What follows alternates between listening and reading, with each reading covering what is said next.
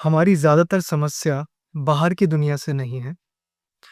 हमारी ज़्यादातर समस्या है खुद के प्रति।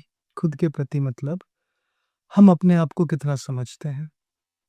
हम ऐसे क्या काम करते हैं या फिर ऐसी हमारे अंदर क्या स्किल्स हैं, क्या आदतें हैं जो हमारी सेल्फ अवेयरनेस को बढ़ाती है, ताकि जो हमारे बीच खुद से रिलेटेड ही कॉन्फ्लिक्ट्स हैं, वो समझ पाएँ हम और आगे बढ़ पाएँ। क्योंकि जो दुनिया है ना, ये दुनिया हमारा ही रिफ्लेक्शन है, हमारे ही बिलीव्स का रिफ्लेक्शन है। हम जिस तरीके का चश्मा लगा कर के रखते हैं, उसी तरीके से हम दुनिया को ऑब्ज़र्व करते हैं।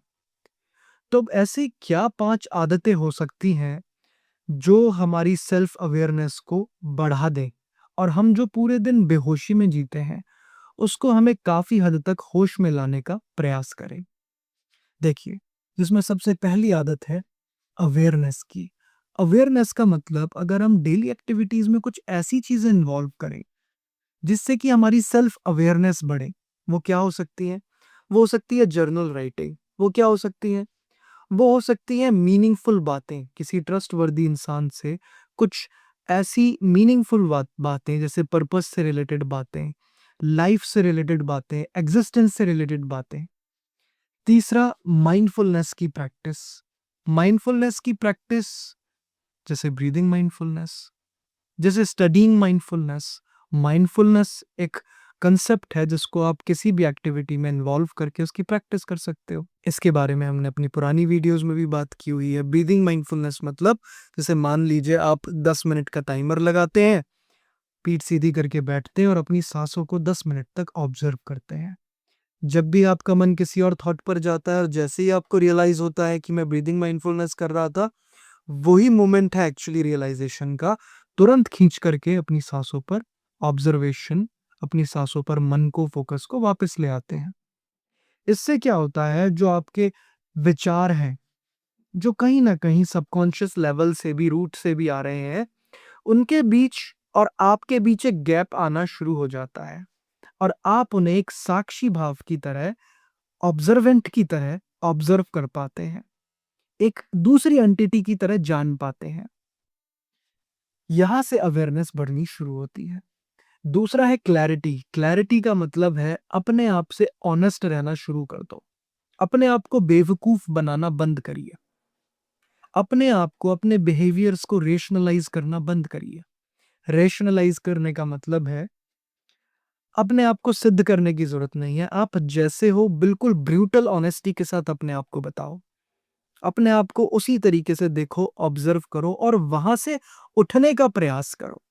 जब आप ये अपने साथ ब्रूटल ऑनेस्टी रखते हैं, ईमानदारी रखते हैं, तो आप कैस बहुत सारे गलत डिसीजंस जो लाइफ में आप लेते हैं उनसे बच जाते हैं। क्योंकि वो डिसीजंस एक अनरियलिटी के पर्दे की वजह से जा रहे होते हैं। अगर आपको किसी सिनेरियो में लस्ट फील हो रही है, तो उसे रैशनलाइज मत करो खुद को लेकर के। मानो कि हाँ, मुझे लस्ट फील हुई। जब आप बिल्कुल ब्रूटल ऑनेस्ट रहते हैं, तभी आप अपनी कमियां पहचान पाते हैं और उन पर काम कर पाते हैं। डिस्कम्फर्ट लेना शुरू करो। अपनी डेली लाइफ में रोज 2 या 3 ऐसी एक्टिविटीज करो जो आपके मन को डिस्कम्फर्ट दे रही है, जहां पर एफर्ट लग रहा है। चाहे वो किसी डर का सामना करना हो, चाहे वो अपने आप को, चाहे वो अपनी लिमिट्स को टेस्ट करना हो। जैसे मान लीजिए आज मैं देखूंगा, आज मैं पूरे दिन फोन यूज नहीं करूंगा। ये एक आपने, जरूरी नहीं है बहुत बड़े बड़े टास्क देने हैं, छोटे टास्क से भी शुरू कर सकते हो। जब आप डिस्कम्फर्ट वाले टास्क अपने आप को देते हो, तब आपका जो प्री फ्रंटल कॉर्टेक्स है, इसकी मसल्स हैं, इसका जो फंक्शन है वो स्ट्रेंथन होना शुरू कर देता है। शुरू हो और जैसे ही ये स्ट्रेंथनिंग इसकी शुरू होती है, तब आप अपनी विल पावर, अपने कॉग्निटिव फंक्शंस, इन पर भी कंट्रोल, इनको भी स्ट्रेंथन कर पाते हो। जिसकी वजह से आपकी डेली एक्टिविटीज, आपकी क्लैरिटी और ज्यादा बढ़ जाती है। रिफ्लेक्शन का मतलब है अपने डेली लाइफ में कुछ ऐसी स्टडी, कुछ ऐसी पढ़ाई जोड़ो जो आपको एग्जिस्टेंस का रिफ्लेक्शन दे पाए। एग्जिस्टेंस का रिफ्लेक्शन का मतलब है आपका रिफ्लेक्शन, आप कौन है। मतलब अपनी लाइफ में साइकोलॉजी की पढ़ाई, सेल्फ डेवलपमेंट की पढ़ाई, स्पिरिचुअलिटी की पढ़ाई। स्पिरिचुअलिटी मतलब जो साइंटिफिक स्पिरिचुअलिटी से ऐसे समझ सकते हैं। मतलब ऐसा कंटेंट बेसिकली ऐसी चीजें जो आपको पॉजिटिव आत्मचिंतन पर मजबूर करें, रिफ्लेक्शन पर मजबूर करें, जो आपको आत्मचिंतन की वजह से ओवरथिंक ना करवाएं, बल्कि आपके वो जो क्वेश्चंस आ रहे हैं उनका आंसर कर पाएं। ऐसा कंटेंट, जब आप ऐसा कंटेंट कंज्यूम करना शुरू कर देते हो ना, तो आप क्या करते हो, ये जो मटेरियलिस्टिक लाइफ है, जो आपके ऊपर एक गलत कंट्रोल चला रही है, आप हटते नहीं हो मटेरियलिस्टिक लाइफ से, कहीं ना कहीं उसकी भी जरूरत है, लेकिन वो जो एक गैप है वो बनना शुरू हो जाता है। अब वो आपको कंट्रोल नहीं करेगी, आप उसे कंट्रोल कर पाओगे। मटेरियलिस्टिक लाइफ मतलब जितने भी लोग हैं जो आपको सोशल मीडिया से, मान लीजिए आप कंटेंट ऐसा देख रहे हो, आप ऐसी स्टडी कर रहे हो, ऐसा रिफ्लेक्शन ले रहे हो, जैसे वो आपको बता रहे हैं कि सुंदरता ही सब कुछ है, सुंदरता को बढ़ाओ बढ़ाओ, सुंदरता को बढ़ाओ, आप उस रेस में लग गए, लेकिन ये रिफ्लेक्शन तो रह गया ना। वहां उसके बीच और आपके बीच एक गैप आना शुरू हो जाता है, जब आप सही तरीके से रिफ्लेक्शन की स्टडी, जब आप सही तरीके से रिफ्लेक्शन पर उतरते हैं, सही पढ़ाई, सही कंटेंट जब आप ग्रैस्प करते हैं। इन सब में से एक सबसे इंपॉर्टेंट फैक्टर है, दैट इज कंट्रीब्यूशन। आप क्या कंट्रीब्यूट कर रहे हैं, आप क्या सर्विस दे रहे हैं दूसरे लोगों को। सेल्फलेस सर्विस एक ऐसी आदत, एक ऐसा काम जो सेल्फलेस तरीके से आप कर रहे हो किसी के लिए भी।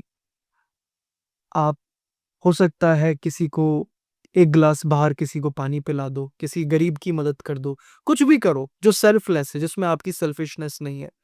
जब आप ये काम करते हो ना, तो क्या होता है, आपकी लाइफ में सेटिस्फैक्शन आना शुरू हो जाता है, जो डोपामिन की दौड़ में आपको नहीं मिलने वाला। सेटिस्फैक्शन आपको मिलना शुरू होता है, प्लस आपका जो रिफ्लेक्शन है ये और ज्यादा मजबूत, आपका जो अवेयरनेस है और भी ज्यादा मजबूत होना शुरू हो जाता है। कहीं ना कहीं आपके जीवन में जो इम्पोर्टेंस बाकी चीजों की है, जिसकी एक्चुअली कोई वैल्यू नहीं है, उनकी इंपॉर्टेंस खत्म होनी शुरू, वहां भी गैप आना शुरू होता है। सारा खेल तो गैप बनाने का ही है। तो जब आप ये आदतें, 5 आदतें अपने डेली लाइफ में डालना शुरू करते हो, तब बेहोशी, सबकॉन्शियस की जो बेहोशी है, जो आपके ऊपर आ चुकी है एक बादल की तरह, वो छटनी शुरू हो जाती है।